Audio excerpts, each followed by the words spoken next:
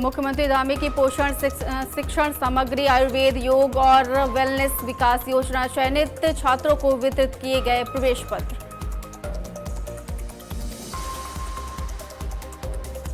Uttarakhand technical university में paper leak, 2 परीक्षाएं तत्काल प्रभाव से रद्द, असिस्टेंट प्रोफेसर पर गंभीर आरोप साबित, व्हाट्सएप पर भेजे गए परीक्षा पत्र।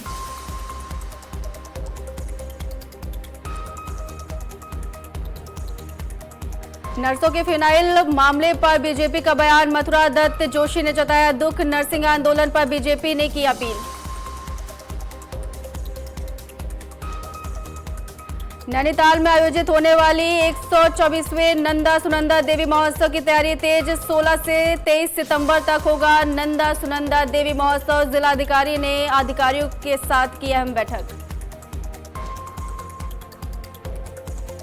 देहरादून के पटेल नगर थाना क्षेत्र में एक व्यक्ति की गला रेत कर हत्या, आरोपी रोहन प्रजापति को पुलिस ने किया गिरफ्तार। नमस्कार, बहुत स्वागत है आप सभी दर्शकों का। आप देख रहे हैं आज की खबर, आपके साथ मैं हूं अपर्णा शुक्ला। चले अपने इस खास बुलेटिन देवभूमि की शुरुआत करते हैं इस बड़ी खबर के साथ, जहां देहरादून में मुख्यमंत्री पुष्कर सिंह धामी ने मुख्यमंत्री सेहत योजना के तहत 2 मेडिकल मोबाइल वैन को रवाना किया है। सीएम कैंप ऑफिस से हरी झंडी दिखा करके रवाना की गई ये वैन पंजीकृत निर्माण श्रमिकों और उत्तराखंड भवन एवं अन्य निर्माण श्रमिक कल्याण बोर्ड से जुड़े परिवारों को स्वास्थ्य सेवाएं उपलब्ध कराएगी।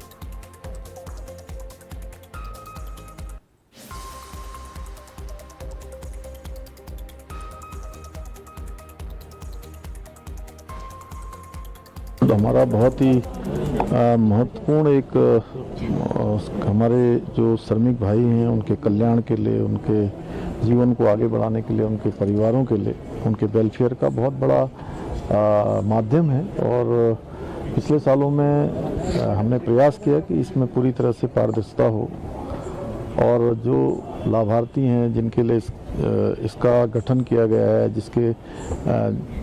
जिस उद्देश्य के लिए ये बनाया गया है वो उस उद्देश्य को प्राप्त करे, श्रमिक भाइयों के जीवन में परिवर्तन लाए, उनके स्वास्थ्य से लेकर उनके बच्चों की पढ़ाई लिखाई, बेटियों की शादियां, जागरूकता, उनकी सहायताएं, उनकी जो घर की महिलाएं हैं उनको रोजगार स्वरोजगार के क्षेत्र में खड़ा करें, हेल्थ वेलनेस के क्षेत्र में बच्चों को आगे बढ़ाए।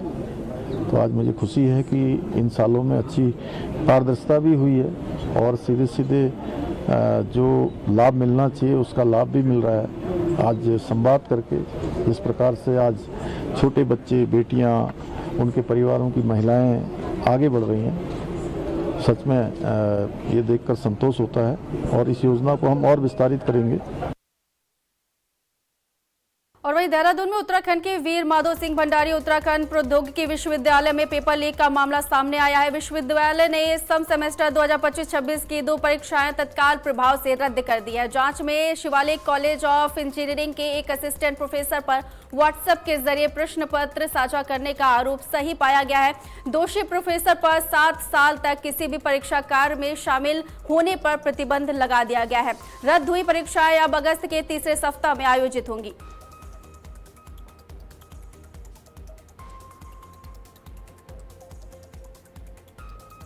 तो ये तस्वीरें आप देख रहे हैं कि यहाँ पर पेपर लीक का मामला सामने आया है, जहाँ पर 2 परीक्षाओं को तत्काल प्रभाव से रद्द कर दी गई है। अगस्त के तीसरे सप्ताह पर ये परीक्षाएं आयोजित की जाएगी और साथ ही जो दोषी प्रोफेसर था उसके ऊपर भी 7 साल के लिए किसी भी परीक्षा में शामिल नहीं होने के लिए प्रतिबंध लगा दिया गया है। ये बड़ी खबर निकल के सामने आ रही है देहरादून से, जहाँ पर विश्वविद्यालय में सम सेमेस्टर 2025-26 पेपर लीक मामला सामने आया है, जिसे तत्काल प्रभाव से दोनों ही पेपर को रद्द कर दिया गया। आगामी अगस्त के तीसरे सप्ताह में ये परीक्षाएं आयोजित होगी। दोषी प्रोफेसर के ऊपर कड़ी कार्रवाई भी की गई है। 7 साल के लिए उन्हें किसी भी पेपर में शामिल नहीं किया जाएगा। हालांकि ये 2 परीक्षाएं जो रद्द हुई हैं ये अगस्त के तीसरे सप्ताह में आयोजित की जाएंगी, जो सम सेमेस्टर 2025-26 की परीक्षाएं हैं। इस पूरे मामले पर जांच की गई और जांच में जो प्रोफेसर था उसे दोषी पाया गया। उसमें देखा गया कि जो प्रोफेसर था उसने व्हाट्सएप के जरिए प्रश्न पत्र लीक किया था।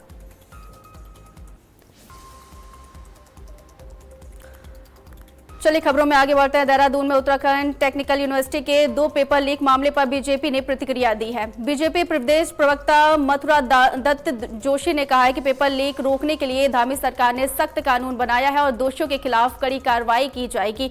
उन्होंने कहा है कि मुख्यमंत्री पुष्कर सिंह धामी ने मामले में यूनिवर्सिटी को सख्त कदम उठाने का निर्देश दिया है। बीजेपी प्रवक्ता ने यह भी कहा है कि जांच में दोषी पाए जाने वाले असिस्टेंट प्रोफेसर समेत सभी जिम्मेदार लोगों पर कार्रवाई होगी।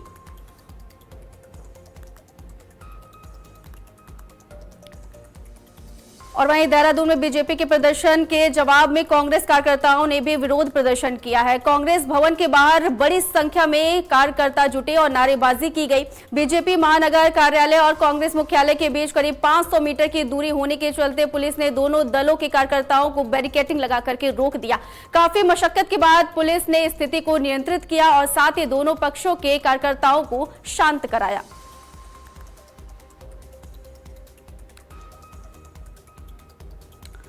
चलिए अगली खबर का रुख करते हैं। देहरादून में स्वास्थ्य मंत्री के आवास के बाहर प्रदर्शन के दौरान 4 नर्सिंग महिलाओं ने फिनाइल पी लिया। घटना यमुना कॉलोनी स्थित मंत्री आवास पर हुई है, जहां नर्सिंग एकता मंच के सदस्य नियमितीकरण की मांग को लेकर के पहुंचे थे। बताया गया कि एक नर्स की हालत गंभीर होने पर उसे निजी अस्पताल में भर्ती कराया गया, जहां उसका इलाज चल रहा है, जबकि 3 अन्य को सरकारी अस्पताल में भर्ती कराया गया है। नर्सिंग मंच के प्रतिनिधि नवल पुंडेर ने कहा है कि स्वास्थ्य मंत्री सुबोध उनियाल से संतोषजनक जवाब नहीं मिलने के बाद ये कदम उठाया गया।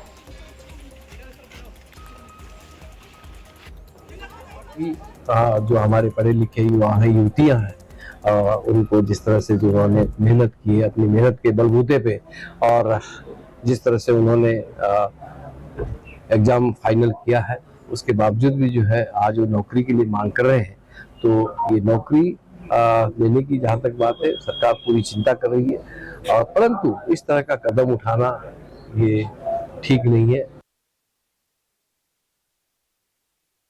और वहीं देहरादून में आंदोलन कर रहे नर्सों के फिनाइल पीने की घटना पर बीजेपी प्रवक्ता मथुरा दत्त जोशी ने दुख जताया है। उन्होंने घटना को दुर्भाग्यपूर्ण बताते हुए नर्सिंग एकता मंच से धैर्य बनाए रखने की अपील की है। बीजेपी प्रवक्ता ने कहा है कि सरकार नर्सिंग स्टाफ के हितों को ध्यान में रखते हुए निर्णय ले रही है और विपक्ष की राजनीति से प्रभावित नहीं होने की सलाह भी दी है।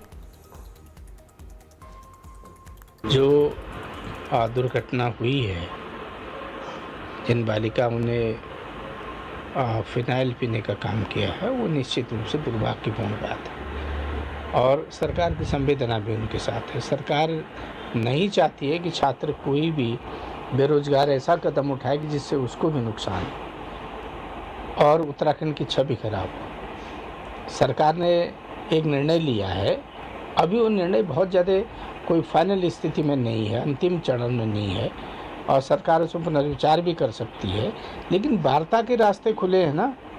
आप धरना प्रदर्शन, आंदोलन, टंकी चढ़ना और कांग्रेस के हाथों में खेलना, ये कहाँ तक उचित बात है। चलिए अगली खबर का रुख करते हैं। नैनीताल में राज्य आंदोलनकारियों के चिन्हीकरण को लेकर के जिला प्रशासन ने प्रक्रिया तेज कर दी है। जिला अधिकारी ललित मोहन रयाल की अध्यक्षता में जिला कार्यालय सभागार में समिति की बैठक की गई है। बैठक में वर्ष 2021 तक प्राप्त 198 आवेदनों की जांच की गई। डीएम ने अधिकारियों को निर्देश दिए हैं कि शासन के तय मानकों और पारदर्शिता के साथ आवेदनों का परीक्षण किया जाए ताकि वास्तविक आंदोलनकारियों को ही चिन्हित किया जा सके। उन्होंने कहा है कि राज्य निर्माण में योगदान देने वाले आंदोलनकारियों के सम्मान और चिन्हीकरण में लापरवाही नहीं होनी चाहिए। आंदोलनकारियों के चिन्हीकरण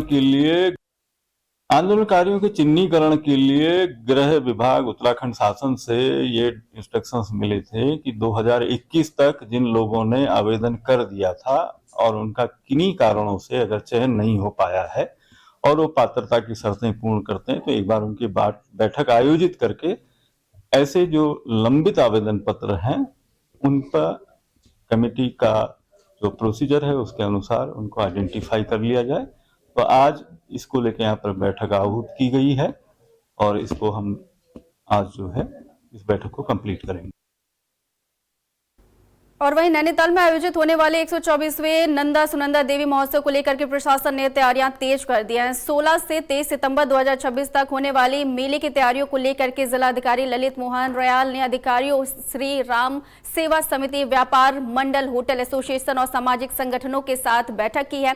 डीएम ने मेले को भव्य, दिव्य और लोक संस्कृति के अनुरूप आयोजित करने का निर्देश दिया है। उन्होंने प्लास्टिक मुक्त मेला, बेहतर सफाई, सुरक्षा व्यवस्था, यातायात प्रबंधन और सांस्कृतिक कार्यक्रमों को लेकर के संबंधित विभागों को जिम्मेदारी सौंप दी है। मेले में स्थानीय कलाकारों और उत्पादों को प्राथमिकता दी जाएगी। नंदा देवी प्रायः समूचे उत्तराखंड की हिली टेरेन की कुल देवी हैं और यहाँ पर पारंपरिक रूप से उन्हें आराध्य देवी के रूप में पूजा जाता है। तो इन मेलों में जो बहनें हैं, बेटियां हैं, विवाहिताएं हैं, वो सब भी मायके आती हैं और बढ़ चढ़कर जो है अपनी श्रद्धा और विश्वास का प्रदर्शन करने के लिए मायके के थ्रू जो है इनमें शिरकत करती हैं। तो इस मेले को पारंपरिक स्वरूप में ही मनाया जाना है और जो नंदा सुनंदा का जो डोला निकलता है उसको लेकर लॉ एंड ऑर्डर की बातें हैं, जो बेसिक एमिनिटीज की बातें हैं। चलिए खबरों में आगे बढ़ते हैं। देहरादून के पटेल नगर थाना क्षेत्र में एक व्यक्ति की गला रेत करके हत्या का मामला सामने आया है। मृतक की पहचान 48 साल के दीपक गुप्ता के रूप में हुई है। पुलिस ने मामले में 20 वर्षीय आरोपी रोहन प्रजापति को गिरफ्तार किया है। पुलिस के मुताबिक शुरुआती जांच में हत्या के पीछे आपसी विवाद और पैसों के लेन देन की बात सामने आ रही है।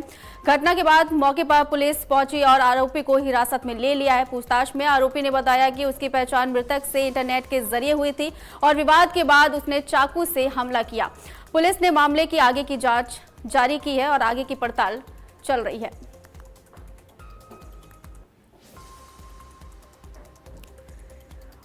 अब खबर देहरादून से है, जहां भाजपा ने आगामी विधानसभा चुनाव को देखते हुए प्रदेश के युवाओं को पार्टी से जोड़ने का काम शुरू कर दिया है। पार्टी की तरफ से हर जनपद में, हर ब्लॉक में युवा संवाद कार्यक्रम आयोजित किया जा रहा है, जिसमें पार्टी के प्रदेश पदाधिकारी, मंत्री, विधायक और मुख्यमंत्री सीधा युवाओं से संवाद कर रहे हैं। युवा संवाद कार्यक्रम को लेकर के पार्टी के प्रदेश प्रवक्ता नवीन ठाकुर ने कहा है कि युवाओं की समस्या का समाधान हो सके, उसके लिए सरकार संवेदनशीलता के साथ काम कर रही है।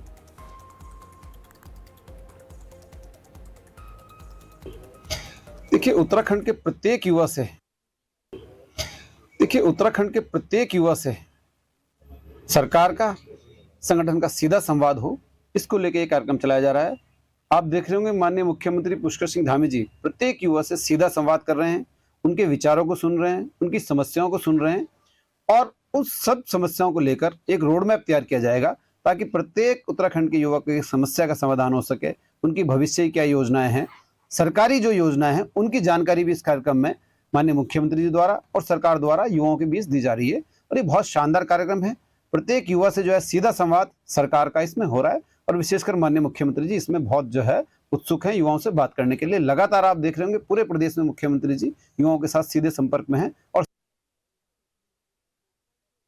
और वहीं देहरादून उत्तराखंड सरकार ने हिमालयी क्षेत्रों में मौजूद प्राकृतिक गर्म जल स्रोतों के बेहतर उपयोगों के लिए जियोथर्मल एनर्जी पॉलिसी 2025 लागू कर दी है। इसके तहत बिजली उत्पादन, हीटिंग, कूलिंग और जल शुद्धिकरण जैसे क्षेत्रों में नई संभावनाओं को विकसित किया जाएगा। चमोली के तपोवन में 10 मेगावाट की पायलट जियोथर्मल परियोजना के लिए अन्वेषण कार्य शुरू कर दिया गया है। सरकार का मानना है कि हिमालयी क्षेत्रों से प्राकृतिक गर्म जल स्रोतों का वैज्ञानिक उपयोग कर उत्तराखंड ऊर्जा के क्षेत्र में आत्मनिर्भर बनने की दिशा में बड़ा कदम बढ़ा सकता है। वहीं बीजेपी प्रदेश प्रवक्ता हनी पाठक ने इसे ऐतिहासिक पहल बताते हुए कहा है कि उत्तराखंड इस दिशा में ठोस कदम उठाने वाला देश का पहला राज्य बन गया है। सरकार से उत्तराखंड में हमारे यशस्वी मुख्यमंत्री इतनी बड़ी परियोजना लाने का प्रयास करने जा रहे हैं जो कि अब तक अगर देखा जाए तो भारत में किसी भी राज्य में नहीं है। वो जियोथर्मल योजना के लिए जो वो प्रयास करने जा रहे हैं वो वाकई में सराहनीय कार्य रहेगा।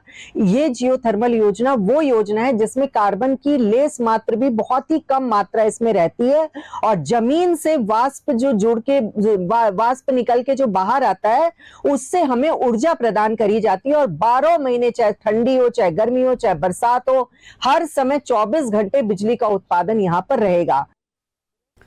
चलिए अगली खबर का रुख करते हैं। नैनीताल के मॉल रोड पर 1 अगस्त से हॉर्न बजाना महंगा पड़ सकता है। जिला प्रशासन ने तल्लीताल से लेकर के मल्लीताल रिक्शा स्टैंड तक पूरे मॉल रोड क्षेत्र को नो हॉर्न जोन घोषित कर दिया है। आदेश का उल्लंघन करने वालों पर जुर्माने समेत कई नियमानुसार कार्रवाई होगी। उत्तराखंड हाईकोर्ट के आदेश के अनुपालन में जिला प्रशासन ने मॉल रोड पर हॉर्न बजाने पर पूरी तरह प्रतिबंध लगाने का फैसला किया है।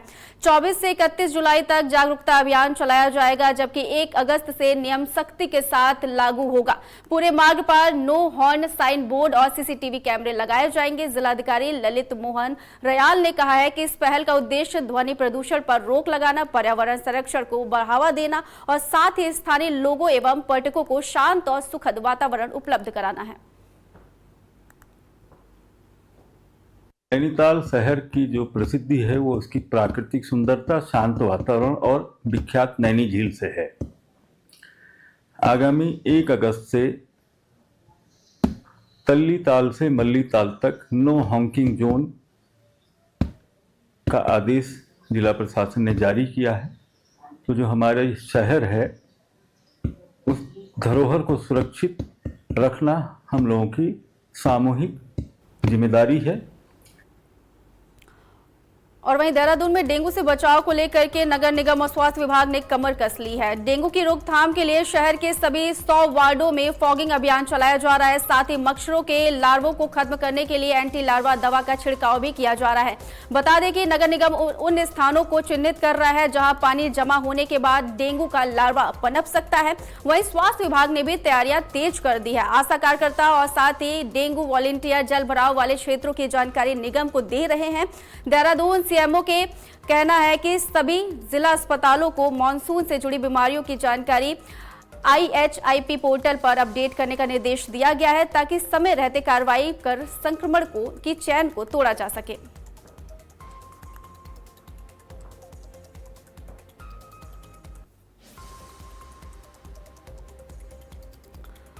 और वहीं देहरादून वासियों को जल्द ही जल भराव की समस्या से राहत मिल सकती है। शहर में जल निकासी व्यवस्था को मजबूत करने के लिए सरकार नया ड्रेनेज सिस्टम तैयार कर रही है।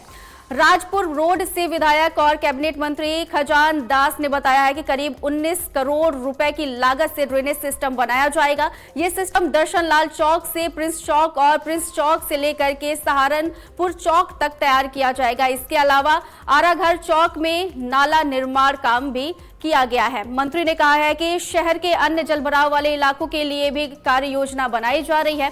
मुख्यमंत्री पुष्कर सिंह धामी से जल्द इसकी अनुमति मिलने की उम्मीद है, जिसके बाद सिंचाई विभाग की देखरेख में काम शुरू हो जाएगा।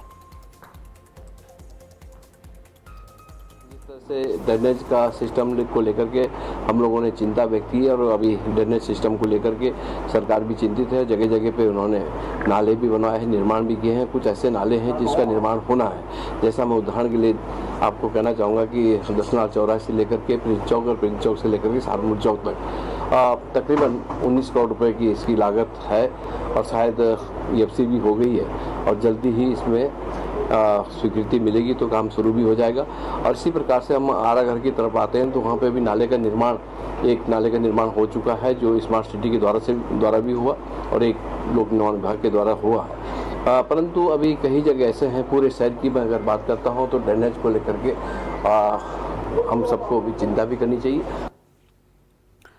फिलहाल हमारे इस खास बुलेटिन में सिर्फ इतना है। आगे भी खबरों का सिलसिला लगातार जारी रहेगा। देखते रहिए आज की खबर। नमस्कार।